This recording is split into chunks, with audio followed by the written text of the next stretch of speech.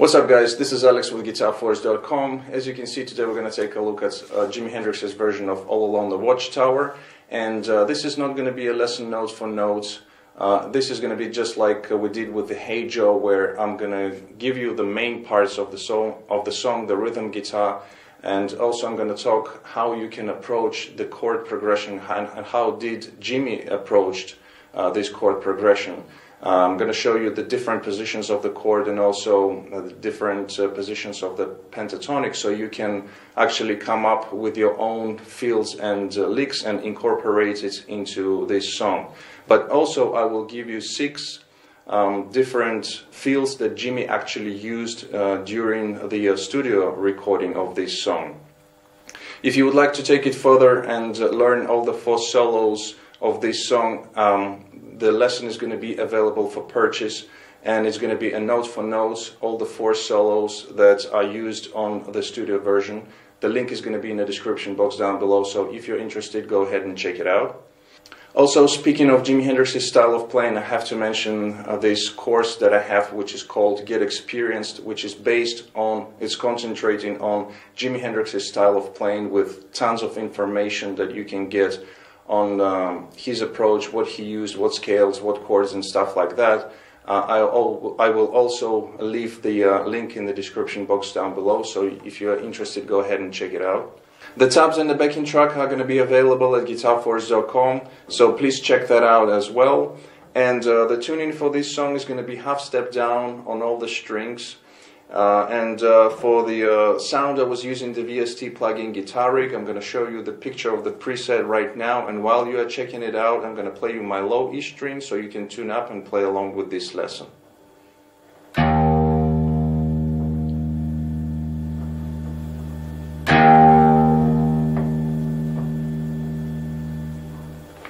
Okay, so now let's go for the close-up and start this lesson.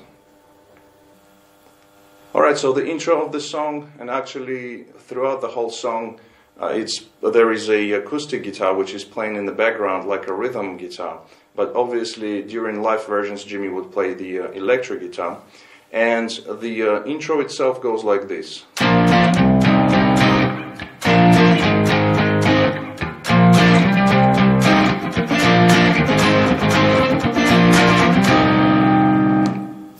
Alright, so what we have here is we are playing 3 chords, starting off with the B major chord, playing it 2 times, then we move up to the C sharp minor chord, playing it 3 times, then we get back, there is a rest, we get back to the B major chord again, 2 times, and then we go to A major chord, playing it 3 times. And we basically repeat this progression for 2 times. And then after that we go into the first solo, and actually the whole song is based on the next chord progression, which goes like this.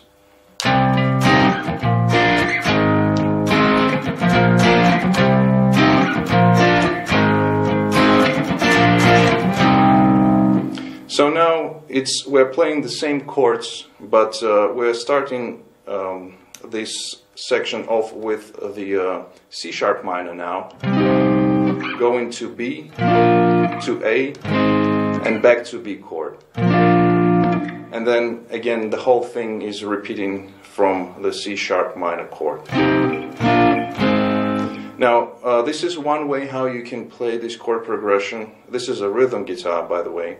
Obviously Jimi would play it completely differently, and what I mean by that is on the studio version, of course, there are 2 or 3 guitars are recorded, so he has the freedom to play different voicings and different feels and different rhythm, but the bulk of the song, the rhythm guitar, that's what we have: C sharp minor to B to A, back to B. Now how Jimi approached this chord progression is as follows. He would play first the chords, the first 3 chords, right, while singing the song, and then instead of going to the B chord, he would play a fill which is based on the C sharp minor pentatonic. In this case, it's the first position of C sharp minor pentatonic, which is right here. So he would play something like this.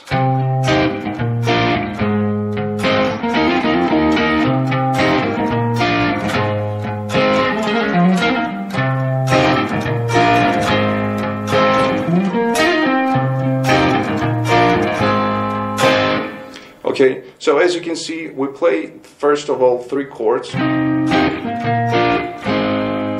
and then instead of going to the B chord, we play some kind of fill lick, which is based on the first position of the C sharp minor pentatonic. And during live versions, he would prefer to play in this position, so using the 6-string root notes of the chords. However, there is a second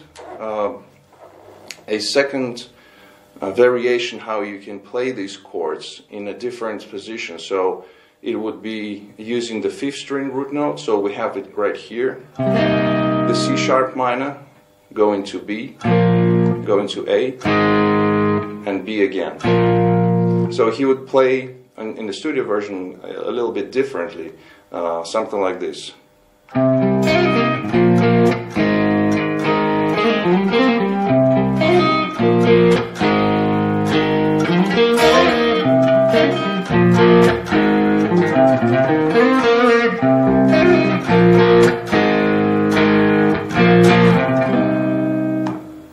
Okay, so as you can see, when I'm playing in this position right here, it's exactly the same thing, the same idea as we did right here using the 6th string root note. However, so we play again the chords, the first 3 chords, and then we play a fill. Of course, now the fill is going to be played on a different position, again using the C sharp minor pentatonic. So for this, if you want to play it right here in this position, you can use, there are 2 actually pentatonic positions, which are the 3rd one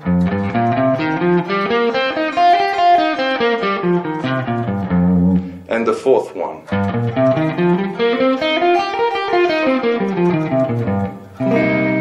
Which are based all on these chord position right here. And I have to make a side note here and let you know that if you are not familiar with these chord positions, where you can play the same chord in different positions, I suggest you check out my cage system, which is called Cage Fretboard Frenzy, which is concentrating on 3 different chord types, the minor, major, and the dominant 7.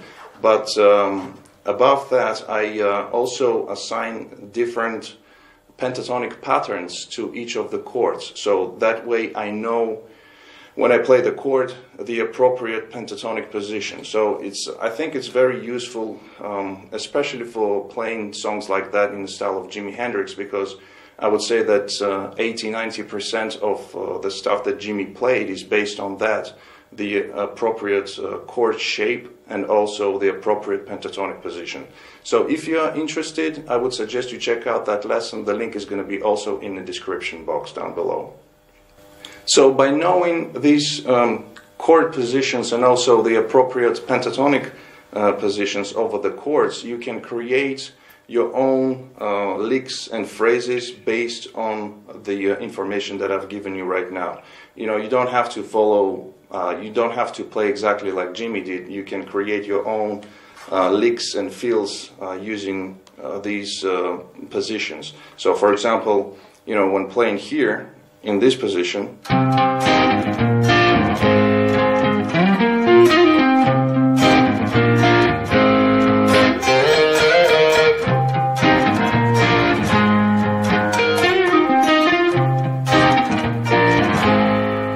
so as you can see, you know, I've just made up on the flies a few licks based on these different positions that I know. So right here, the first position,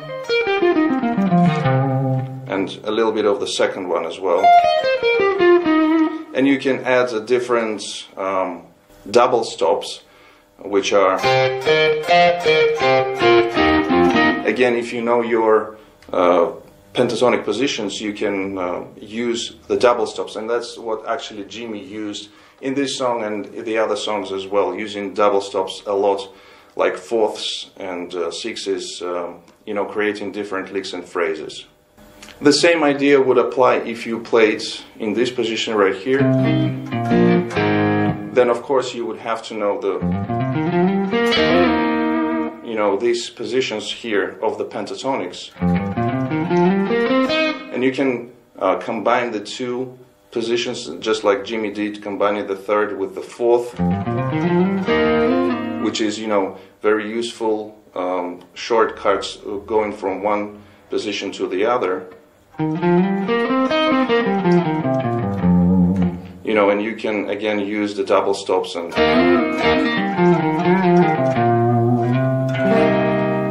and thus creating different fills and licks.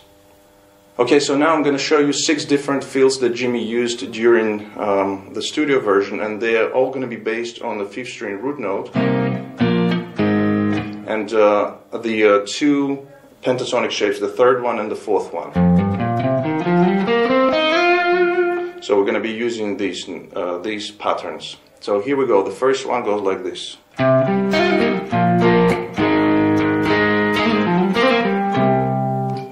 Okay, so we start off by playing the C sharp minus 7 chord, and what we do here is Jimi would use a lot of this technique where he would break up the chord, sort of arpeggiating, you know, different strings, and also adding a lot of hammer-ons, pull-offs. So what I do here, I'm basically fretting the chord like that, and then I'm arpeggiating it.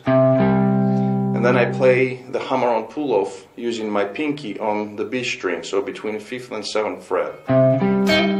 Sorry, one more time. And then I'm kind of picking the other notes of the chord as well. So we have this. Then I go to the B chord, to the A, and the first feel was... So here what I do is hammer-on pull-off on the G string 2, 4, 2, then I'm sliding on the D string from the 4th fret to the 6th, and then I play again the hammer-on pull-off on the G string 4, 6, 4. So we have this, and you can play them really fast, sort of like grace notes, like that. So that was the first fill. Second fill goes like this.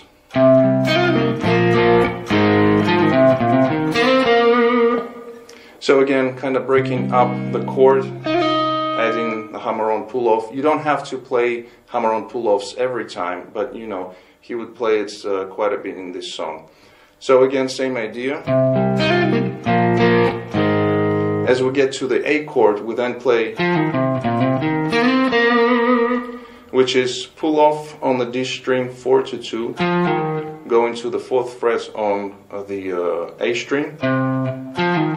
Then we have, which is 2, 4 on A, 2 on D.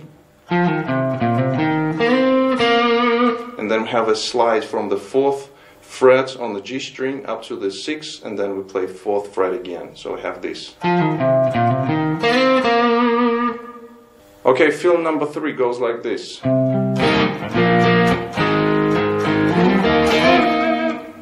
Alright, so what we do here, again, the 3 chords.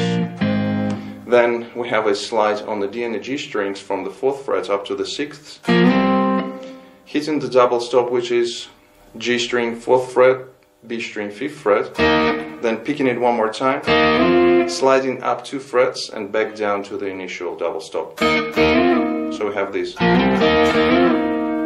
One more time, the whole fill.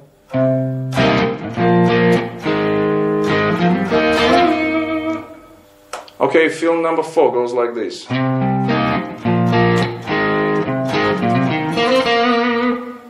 Alright, again the 3 chords. And then we play 4th fret on the A string, playing double stop on the D and the G, 2nd fret. Then we have hammer-on 2 to 4 on A string, 2nd fret on the D, and then we have slide on the G string 4 to 6, and then pick the 4th fret again. So one more time. One more time, slower. Now the whole thing.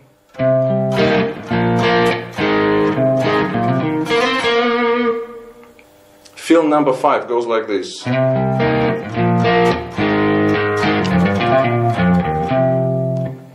Alright, so this one is pretty easy. Again, the 3 chords. Then we have on the low E string 2 to 4. Then we go to A string 2, 4, 2. And then we play 2 open on the low E string. So we have this. One more time. With the other chords.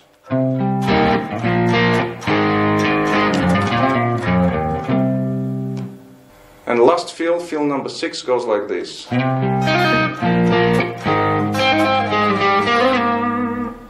Okay, again 3 chords. Then we have 2, 5, 2 on the B string. Then we go to G string 2, 1, and then we have a slide on the still on the G string 4, 6, 4. So we have this.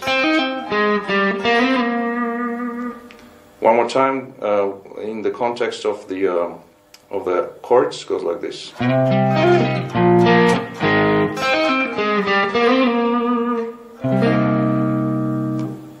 So these are the 6 fills that Jimi played during the song in the studio version.